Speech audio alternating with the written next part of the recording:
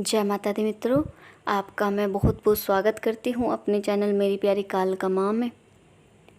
मित्रों, आज जिस विषय पर हम बात करने वाले हैं वो ये है कि आप खुद कैसे पता करें कि किसी ने आपको तंत्र करके कुछ खिला रखा है।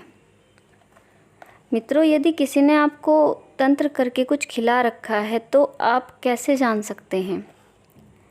देखिए, वर्तमान में सब संभव है। कुछ लोग शक्तियाँ तो प्राप्त कर लेते हैं, परंतु इस्तेमाल कैसे करना है वो उनको कभी पता ही नहीं चलता। मित्रों, भगवती यदि आपको हथियार देती हैं कि आप उसका सही वक्त पर इस्तेमाल करें सही कार्य के लिए, लेकिन आप उसे गलत कार्य में प्रयोग करते हैं। उदाहरण यदि मैं आपको दूं तो आपके पास चाकू है, आपको किसी ने उपहार में दिया, तो यदि आप दूसरों के गले उससे काटेंगे तो फिर क्या इसके परिणाम होंगे? आप उसका सही इस्तेमाल नहीं कर रहे, दूसरों को आघात आप पहुंचा रहे हैं, तो ये उचित नहीं है। तो उसका सही इस्तेमाल आपके हाथ में है। यदि शक्ति आपको मिली है तो शक्तियाँ सही तरीके से चलानी प्रत्येक व्यक्ति की जिम्मेदारी है। तो कुछ व्यक्ति इसका पालन नहीं करते, वे शक्तियों का गलत इस्तेमाल करते हैं और दूसरों को आघात पहुंचाते हैं चंद पैसों के लिए। तो मित्रों, यदि किसी ने तंत्र के तहत हमें कुछ ऐसी वस्तु खिला दी है जो हम जान नहीं पाते कि हमें किसी ने तंत्र करके कुछ खिला दिया है, तो कुछ ऐसे लक्षण हमें देखने को मिलते हैं, संकेत हमें प्राप्त होते हैं जिनसे आप पता लगा सकते हैं कि आपको किसी ने तंत्र करके कुछ खिला रखा है। देखिए, सबसे पहले हमें ये जान लेना चाहिए कि ये है क्या। काला जादू, घटिया तंत्र जो दूसरों का अहित करने के लिए प्रयोग में लाया जाता है, जिसमें कोई आपके कपड़े उठा लेता है, कोई आपके बाल उठा लेता है और पता नहीं किन किन तरीक़ों से तंत्र को पूरा किया जाता है आपका अहित करने के लिए। तो एक प्रक्रिया ये है कि आपको खाने में कुछ खिलाया जाता है। ऐसी ऊर्जा को आपके शरीर में भेजा जाता है जो आपको आघात पहुंचाती है, जिसमें ये पानी के द्वारा भी हो सकता है, मिठाइयों के द्वारा भी हो सकता है। मेनली मिठाइयाँ और पानी के द्वारा ही ये किया जाता है। मित्रों, उनका उद्देश्य सिर्फ खिलाना होता है। आप उस पदार्थ को खा लेते हैं या पी लेते हैं, किसी भी तरीके से आपको वो दिया जाता है और आपको पता भी नहीं चलता कि एक तंत्रिक प्रक्रिया को पूरा किया जा चुका है। अब नॉर्मली आप उसे पी लेते हैं या खा लेते हैं, इस प्रकार से खिलाया पिलाया जाता है कि आपको पता ना चल सके। ये आपको प्रसाद बता के भी खिलाया जा सकता है कि ये तो प्रसाद है भगवान जी का, ऐसे भी कह के खिलाते हैं लोग। जब वे आपको खिला देते हैं तो वो आपके शरीर के अंदर प्रवेश कर जाता है, पहुंच जाता है, जिसका अर्थ ये है कि एक ऊर्जा, एक गंदी ऊर्जा आपके शरीर में प्रवेश कर चुकी है और उस ऊर्जा का प्रवेश जो है करवाया जा चुका है। उसके बाद वो आपको परेशान करती है और आपको एक रोगी बना देती है। तो उस वक्त आपको ऐसे लक्षण देखने को मिलते हैं कि जिससे आप जान सकते हैं कि आपको कुछ खिला रखा है या आप पर किसी ने जादू कर रखा है।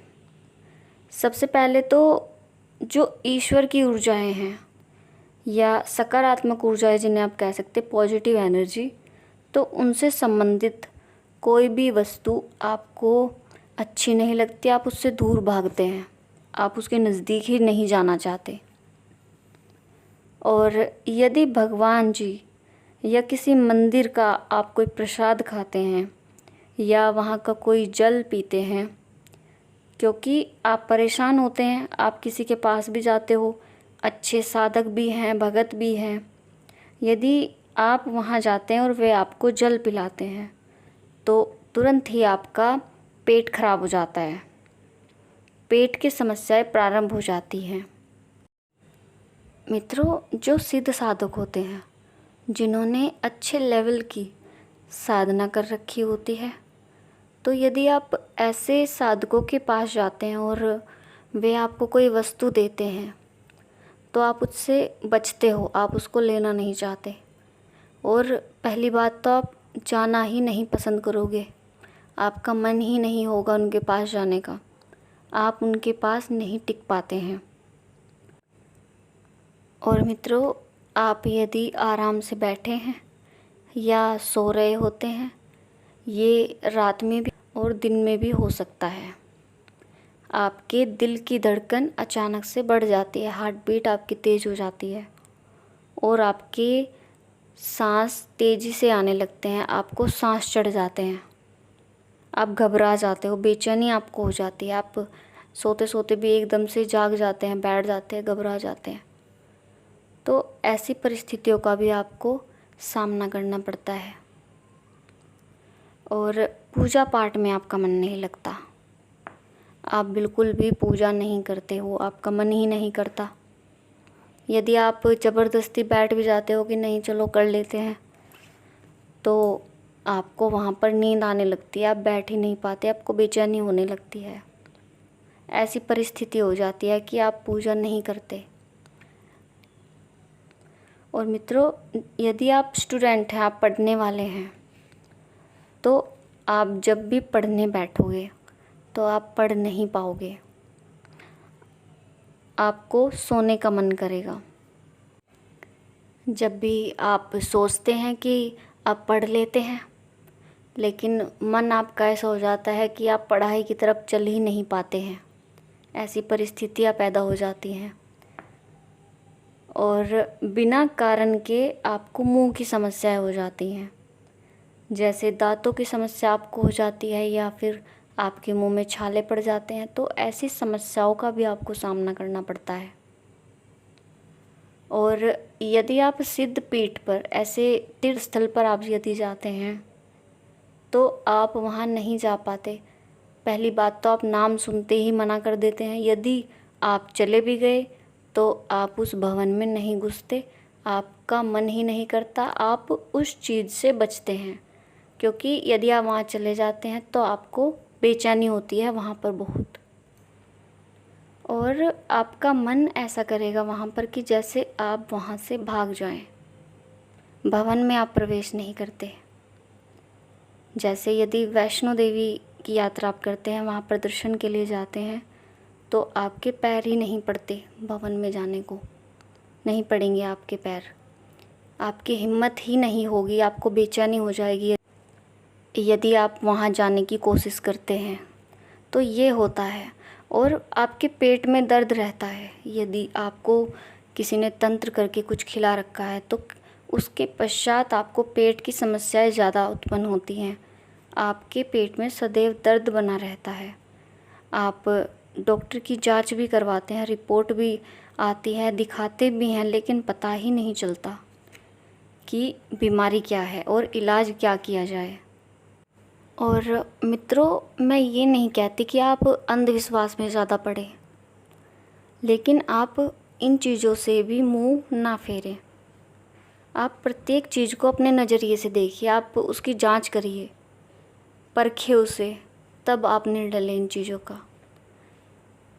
कई स्त्रियों के साथ ऐसा होता है कि उनकी नाभि खिसक जाती है और बार बार ये समस्या उन्हें होती है, जिन्हें साधारण भाषा में नाभ डिगना बोलते हैं। बार बार नाभ उनकी डिग जाती है और ये खिलाने पिलाने वाली हरकत आपके साथ हो गई है तो आप उसको नज़रअंदाज ना करें, वरना आपका जीवन एक नरक के समान हो जाएगा। तो इसका निवारण भी आपको करना होगा, आप इसे नज़रअंदाज नहीं कर सकते, क्योंकि अगर आप इसे नज़रअंदाज करेंगे तो आपका जीवन खतरे में आ सकता है। तो मित्रों, ये वे महत्वपूर्ण लक्षण थे जिन्हें आपको ध्यान में रखना है और आप इन चीज़ों का इलाज करवाएं। जो सिद्ध साधक होते हैं, जो 10 महाविद्याओं से आशीर्वाद प्राप्त साधक होते हैं, उनसे अपने इलाज को करवाइए और इस चीज़ से आप मुक्त होइए। वे अपने हिसाब से, उनकी कुछ प्रक्रियाएं होती हैं जिन्हें वे करके आपको इन चीज़ों से बाहर निकालते हैं। वो उनका अलग प्रोसेस है जिसको वे फॉलो करते हैं। तो मित्रों, ये सब थी जानकारियाँ खिलाने और पिलाने से संबंधित। तो मित्रों, आपको ये जानकारी कैसी लगी? आशा करती हूँ आपको ये जानकारी अच्छी लगी होगी। और अगर आप मेरे चैनल पर नए हैं तो प्लीज़ मेरे चैनल को सब्सक्राइब करिए। और मिलती हूँ आपसे एक नए विषय के साथ अपनी अगली वीडियो में। तब तक के लिए जय माता दी, हर हर महादेव।